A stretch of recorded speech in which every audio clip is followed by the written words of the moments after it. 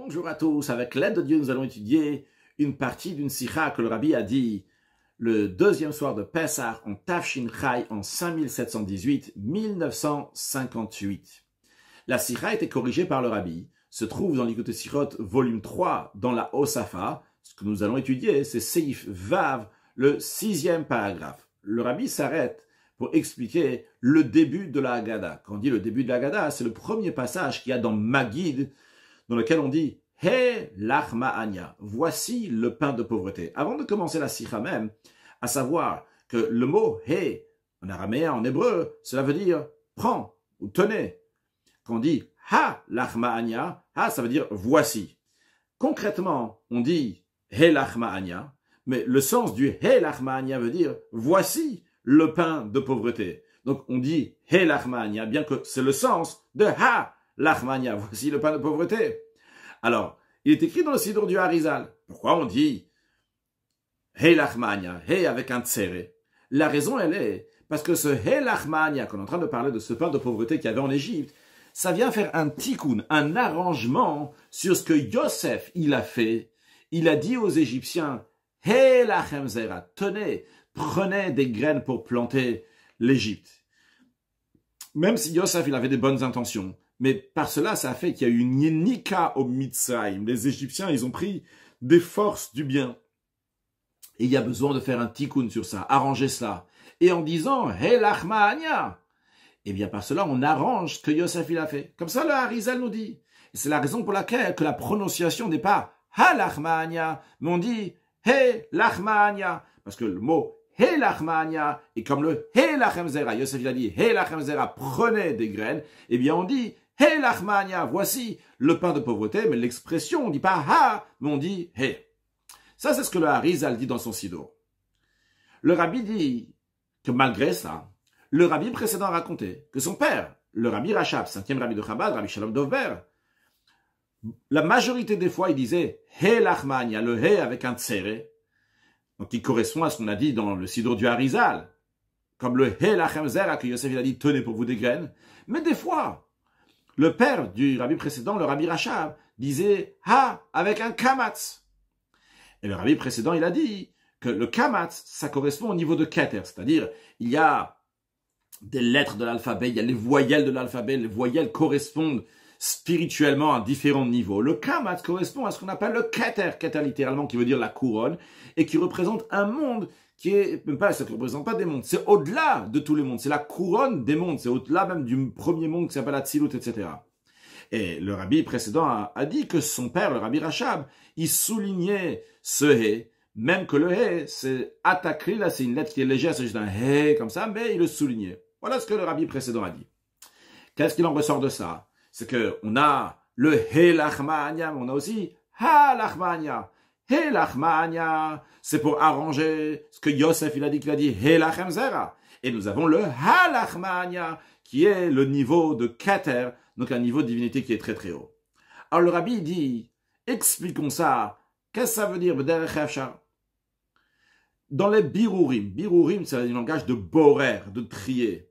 Trier, cela veut dire qu'on est en train de faire un travail dans ce monde. Lorsqu'on mange, on fait des affaires, on est borer, on est en train de trier le bien de ce qui est pas bien. La partie positive qui est dans la nourriture, la partie positive qui est dans les choses matérielles, on l'élève à Kadosh Baruch Hu. Donc l'idée des birurim, c'est de s'occuper de ce monde. Et le Rabbi nous dit que dans la manière de faire le birurim, donc le raffinement, le tri dans la matière, il y a deux manières.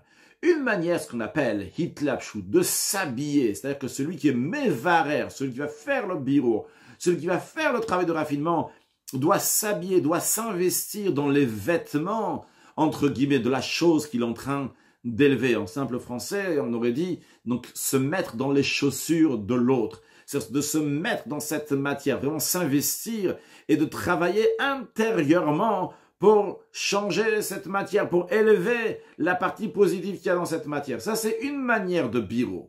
Une deuxième manière, dans le birur, c'est un birur qui est fait b'derech memeila, qui est fait automatiquement, pas en s'habillant dans la chose qui est sale, qui peut y avoir la saleté, qui a du négatif, mais en amenant une lumière divine qui est tellement haute que automatiquement le birour se fait. On n'est pas rentré dans les chaussures de l'autre, mais c'est l'autre qui s'est rapproché de cette grande lumière, comme c'était à l'époque de Shlomo HaMelech.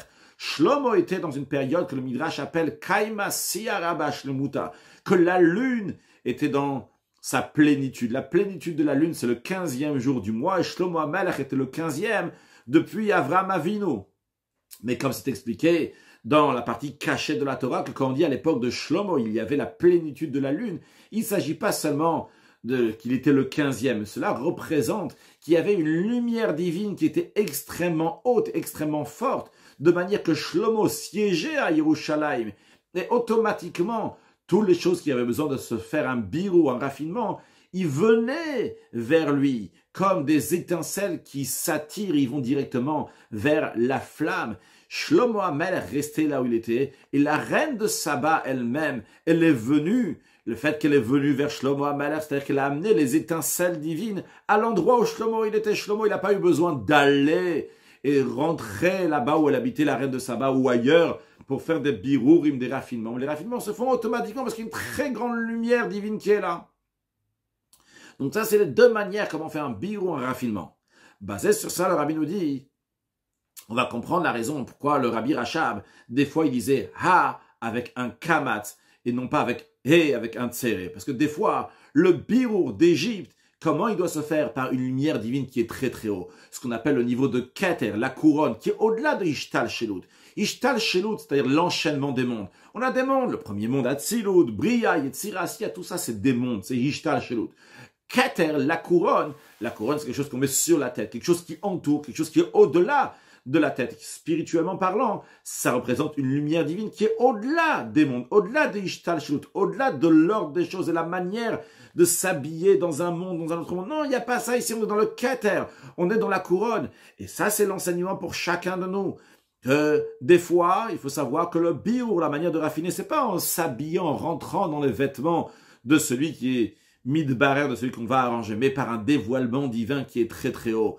Comme le rabbi dit en Yiddish, de se mettre dans une situation qui est beaucoup plus haute, que par cela le biur, le raffinement, se fait automatiquement. Et comme l'expression du rabbi Maharash Nishmato, de le rabbi Shmuel, 4e rabbi de Chabad, que lui se comportait avec largesse, il dit que des Welt sagt, que le monde il dit, que quand on ne peut pas passer par en dessous, daf menariber, à ce moment-là on passe par au-dessus. Mais lui il a dit, mais moi, le rabbi Maharash dit, je tiens ce que je pense, que je dis, que depuis le début, depuis le début, Ariber, il faut passer au-dessus. Donc basé sur ça, le rabbi nous a expliqué que lorsque le rabbi Rachab disait le Helach Ma'anya, c'est-à-dire qu'il est en train de faire un birou, alors un birou qui il s'habille, pour le raffinement, il s'habille dans les vêtements de la chose qu'il est en train de mevarer. Ça, donc c'est, on fait correspondre le Helach Ma'anya avec le Helach Emzera. On s'habille dans ce que Yosef il a fait, et par cela, donc on arrange ce que Yosef il a fait. Ça, c'est une manière de faire un birou, de faire un tikkun, de faire un arrangement. Mais il y a une deuxième manière aussi, il faut savoir que de temps en temps, et ça c'est l'enseignement essentiel de la sikha ici, que le rabbi nous dit, qu'il faut savoir que des fois, il ne faut pas rentrer dans tous ces détails-là pour faire le birou.